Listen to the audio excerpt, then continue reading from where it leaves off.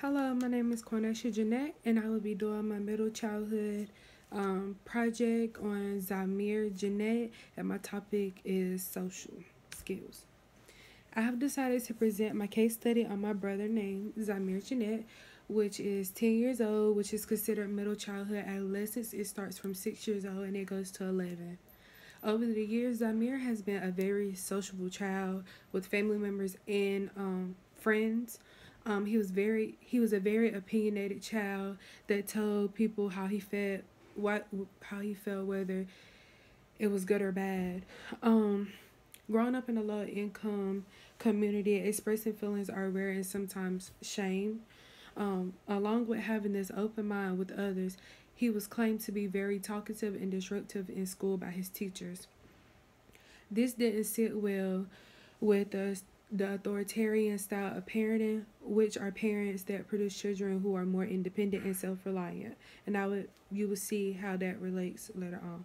This parenting style is more controlling as to who you hang out with, what you do in your free time, and simply anything in your life is regulated. Zamir has two other siblings, all living in a single parented home, aside from half brothers and me, one sister off in college. Zamir grew up not having the bond of a sibling to relate to because of the age gap.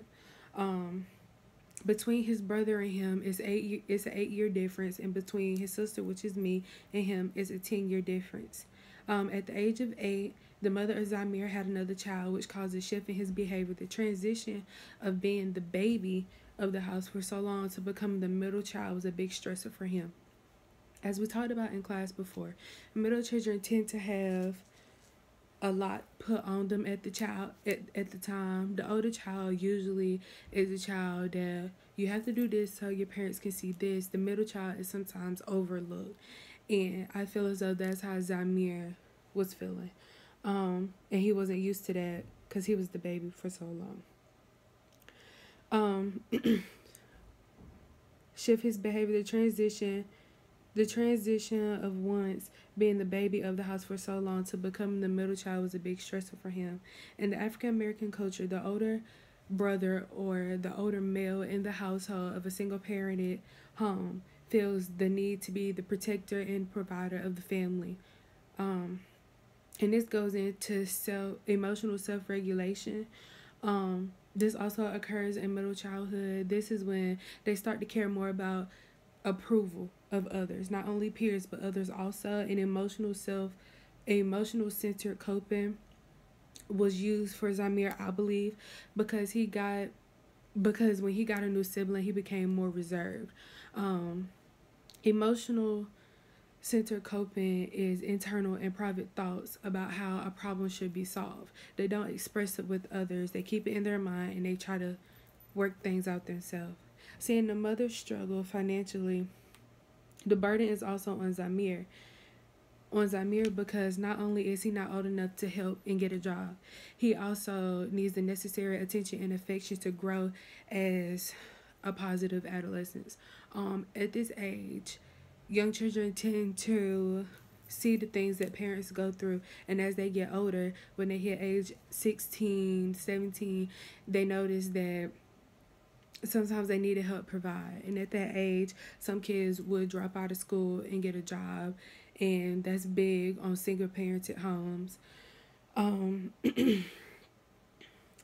Family income affected Zamir's access to lessons needed to develop abilities. Most children would love lessons in things such as gymnastics, tennis, and instrumental music. When income did become less of a problem and his social skills started to lag, my mom decided to put Zamir in sports, which was not what he wanted to do.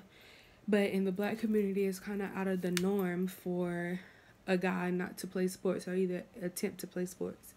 It is said that girls are less positive than boys about the value of sports and their own sports abilities. Which, as you can see, sometimes that's not true with Zamir. Um, yeah. So, community athletic teams is associated with the increase of self-esteem and social skills. After Zamir was told that he needed to try sports, he started soccer and baseball. Um, After playing those things, it helped him gain his social skills, his group leadership skills, but it also reflected his academic studies. Um, Even though Zamir came from a low income community, as an authoritarian parent, my mother always made sure work was done. So Zamir was really smart and also sometimes labeled as one of the gifted children. Being labeled as one of the gifted children, he was seen, I would say he was seen as one of the rejected children, one of the children that nobody liked, nobody wanted to be around because he was a smart aleck. And that also affected his social skills a lot. He felt as though he wasn't good enough, and that's also where the peer acceptance came in, and he felt as though he wasn't good enough. Self-regulation, peer acceptance. Yeah, so after putting him in sports and then him experiencing people liking him, he became sort of the controversial child. People liked him, people disliked him, because also with the authoritarian parent, he still had things that he had to do. He was still told who he could hang out with, where he could and where he couldn't go. So that did determine whether or not his peers accepted him. So he was kind of in the middle of being popular and being rejected. Yeah, so he gained more friends. And then we go to this thing called social comparison. This is judgment of their appearance, their abilities, and behavior in relation to others. Zamir could relate to this because he noticed he was better at spelling, he was better at language arts rather than math, unlike some of his peers. In the city that we are from, it is majority whites. So that, I think that it should have been effective ways of reducing prejudice. That would go through intergroup contact, which is racially and ethically different children working towards common goals. This would teach Zamir that it's okay to open back up as you were before. It's okay to voice your opinions. Zamir is, like I said, he's more of a controversial student, so of course he would have to learn how to take judgment. But I feel like he should open up as he did before. Most parents don't notice that when you have baggage, it also goes on that child as well. And that was talked about in the book also, how kids are, how parents' energy is reflected off of their kids. So that's all I have for that. Thank you.